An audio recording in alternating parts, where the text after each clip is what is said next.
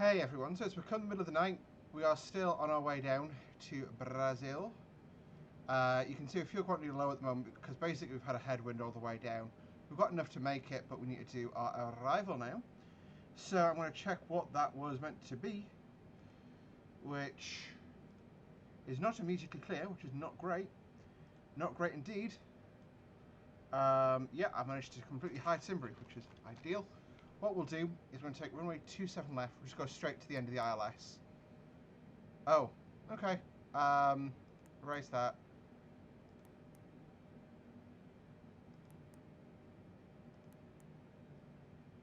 So, like, stars at all? Question mark?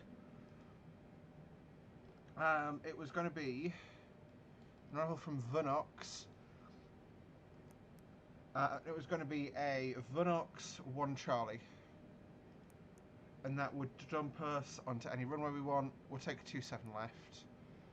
Execute. Okay. Approach reference, so we're going to go 142 knots, which is incredibly slow. So it looks like we're going to have a visual arrival on our hands, basically.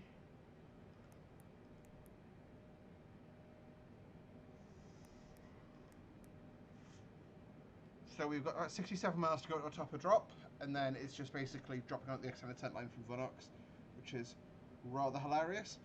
But that's absolutely fine. I mean, we're perfectly capable of doing that manoeuvre. So what I'll do is, as always in these videos, I will pause the recording and I'll come back as we are going through about 10,000 feet on the way down. Catch you guys then. I just wanted to come back for a moment and just show off how absolutely crazy this sim looks at night, and how just big Sao Paulo is. I mean, you've got absolutely crazy. I mean, that's just everything you can see.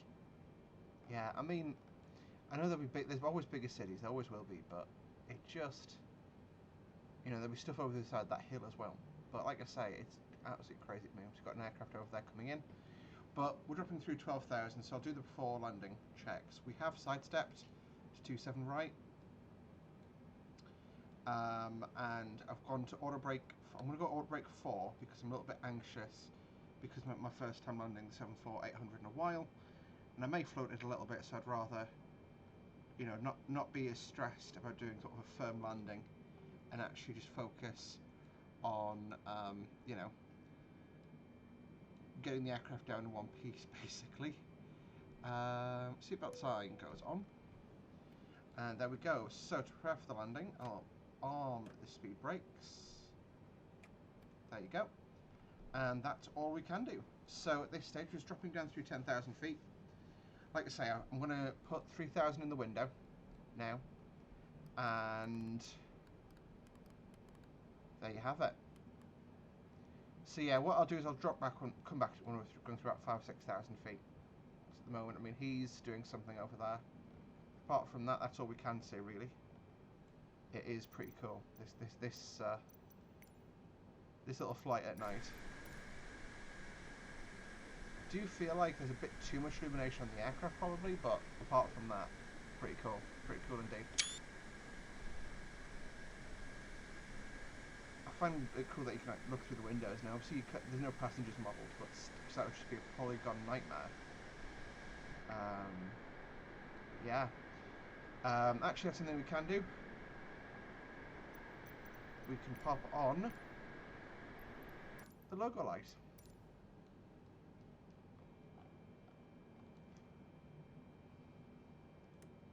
There you have it. So I have also upped our fuel load a little to be within the legal minimums for this aircraft, because I realised we had total fuel in the aircraft, and the real thing, the wings would fall off.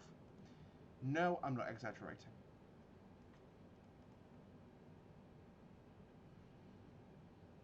What I'll do is, like I say, I'll pop us on. Yeah, I'll give it a minute or two of sort of extra time, and then we'll circle back in.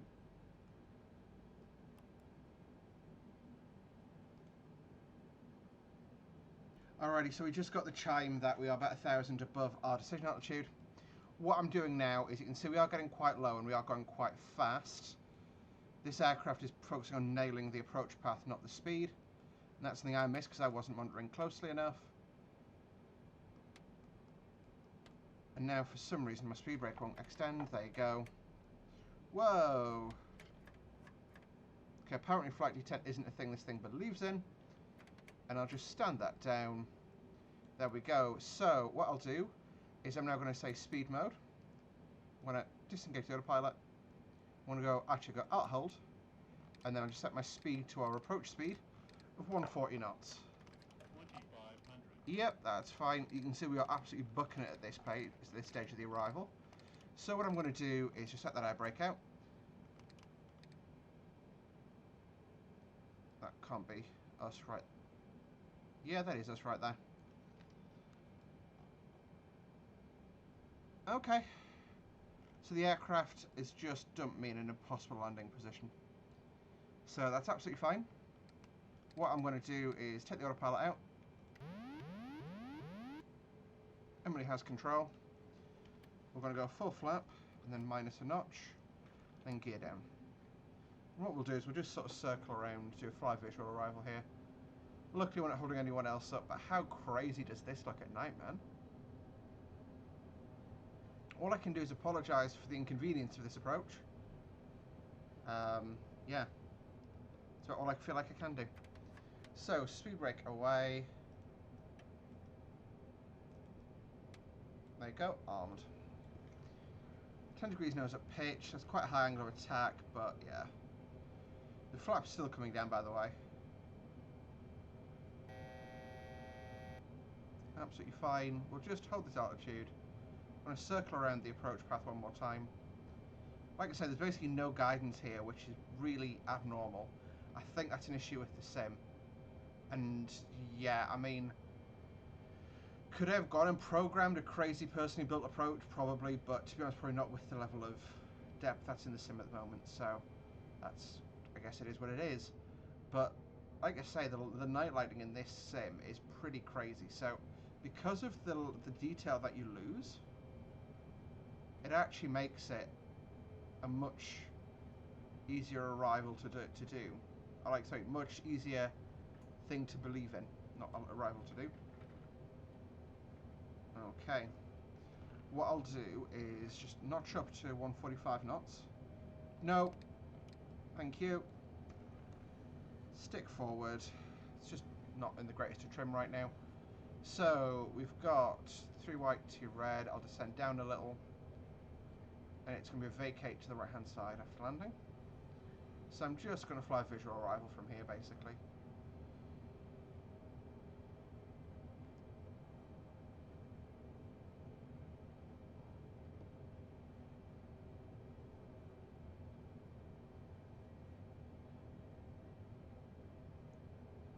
So there you go. So we're just going to make both sides of the runway look the same length. When you do that, that's that way you're not getting parallax error, so you know your center line. Very high. Just going to pop my drink because I'm thirsty.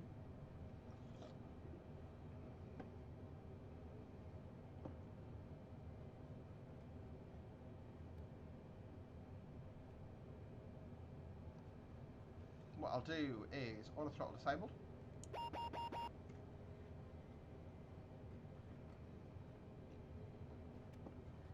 Oh, I know what I've not done. Should be totally fine. 500. Continue landing. 400.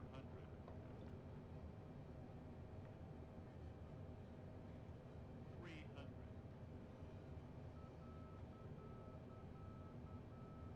Minimums. It's now giving me the thing there. It's hilarious. 100. 50. 40. 30. 20. 10.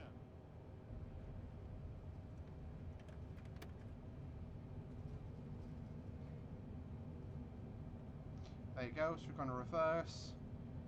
Stay nice and central on the runway. 80 knots, reverse idle. Taking over with toe brakes. I'm going to vacate and find the next high speed. So now that we're down, passengers are cheering after that approach because we got them down alive. Flaps up. Interesting, there's very little actual light reflection off the runway from this thing. Normally these things are pretty blinding. But what I'll do is taxi light goes on. Landing lights can come off now that we're vacating. You as the first officer would now be knocking my transponder in altitude only, so that we've got the benefit of the ground deconfliction systems.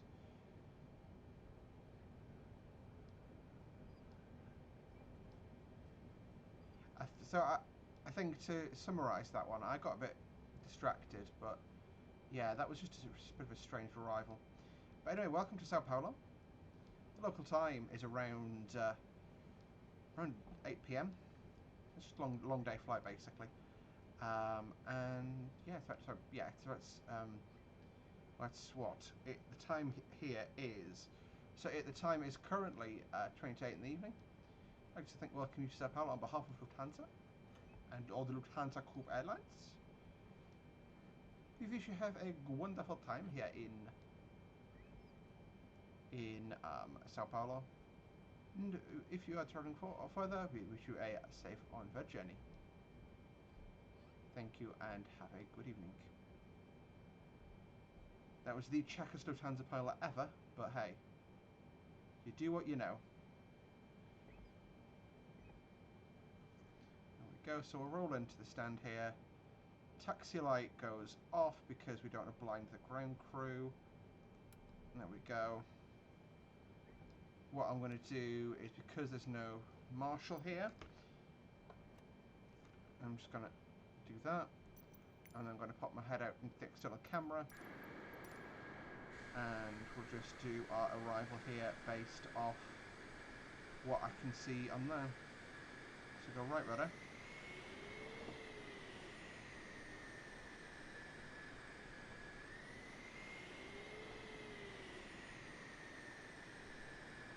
And stop.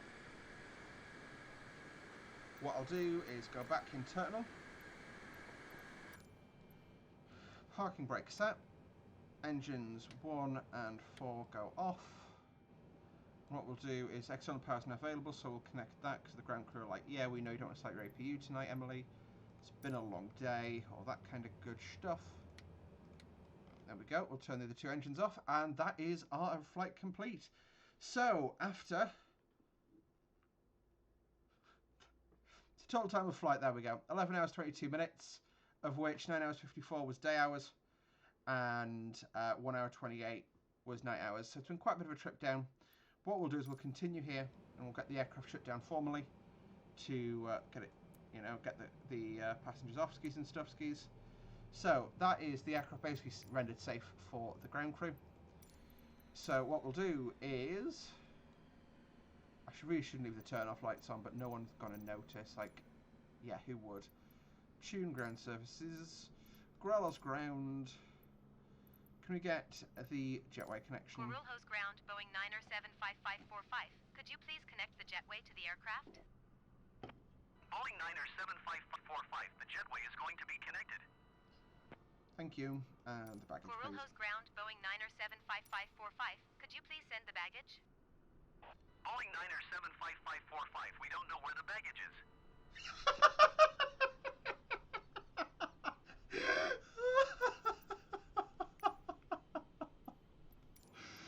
I did not see that coming. I did not see that coming. But anyway, guys, thank you for an amazing trip today. Hopefully you guys enjoyed this little motley collection of videos for a flight as much as I did. So Finnair A350 over there. Somehow El Al have got an S73800 down here. But yeah, that's pretty special. Anyway guys, thank you so much for watching, and we'll see you guys in the next one. Until then, bye bye.